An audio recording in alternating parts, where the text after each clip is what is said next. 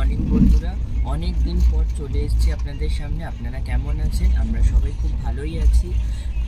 খুব দারুণ ভিডিও আপনাদের সামনে আমরা নিয়ে এসেছি, কিন্তু আমরা কোথায় যাচ্ছি কি করছি বলবো না। আপনারা নিশ্চয়ই বুঝতে পারছেন যে এটা একটা ট্রেনের মধ্যে বসে আমি আপনাদের সাথে কথা বলছি, কিন্তু ট্রেনে করে কোথায় যাচ্ছি সেটা এই ব্লগটা ফলো করতে থাকুন, জানতে পারবেন।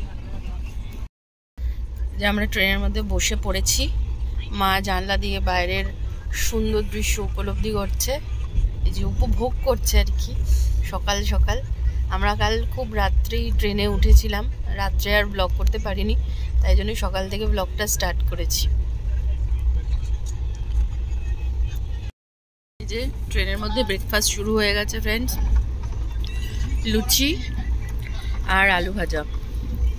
প্লেট আনতে ভুলে যাওয়া হয়েছে, তার জন্য এরমভাবেই পিকনিকের মতো খাওয়া হচ্ছে। ট্রেনে যেমন খুশি করে খেলে পরেই মজা, তাই না? কিন্তু খাবারটা নিশ্চয়ই ঠিকঠাক আছে। আর এই যে আমার খাবার, তাহলে খেয়ে নিই, তারপরে আবার দেখা হচ্ছে। ব্রেকফাস্টের পরে ঘুমিয়ে পড়েছেন, আবার উঠে মনে হয় লাঞ্চ খাবে, সেটাও আমি শেয়ার করব আপনাদের সাথে। মনে হচ্ছে নিজের বাড়িতেই শুয়ে আছে। এইদিকে মা, টিভি নেই, তারপরেও ফোনে কিরণমালা সার্চ করে দেখছে।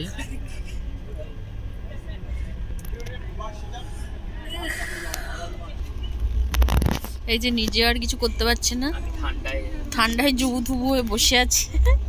উপরে উঠতে পারছে না, উপরে উঠলেই ঠান্ডা লাগছে, তাই নিচে নিচে বসে আছে। না না, এসি কিছু কমাই টমাই নি, কমালে পরে ঠান্ডা এতটা ইয়ে লাগতো না। কমিয়েছে নাকি? কমিয়েছে। হ্যাঁ, রাত্রেবেলা খাওয়া দাওয়া কমপ্লিট।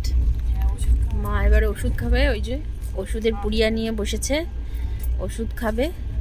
ওষুধ খেয়ে আজকে আমাদের দিনটা এভাবেই শেষ হলো। রাত্রেবেলা আমরা শুধুমাত্র ছাতু খেয়েছি, ছাতুর ভিডিওটা আর শেয়ার করা হলো না। এই যে ইনি উপর থেকে ইঁদুরের মতো মুখ বাড়াচ্ছেন, ছাতু খেয়ে উঠে পড়েছে, কারণ আমাদের রাত্রেবেলাই নামতে হবে 1:30টার সময়।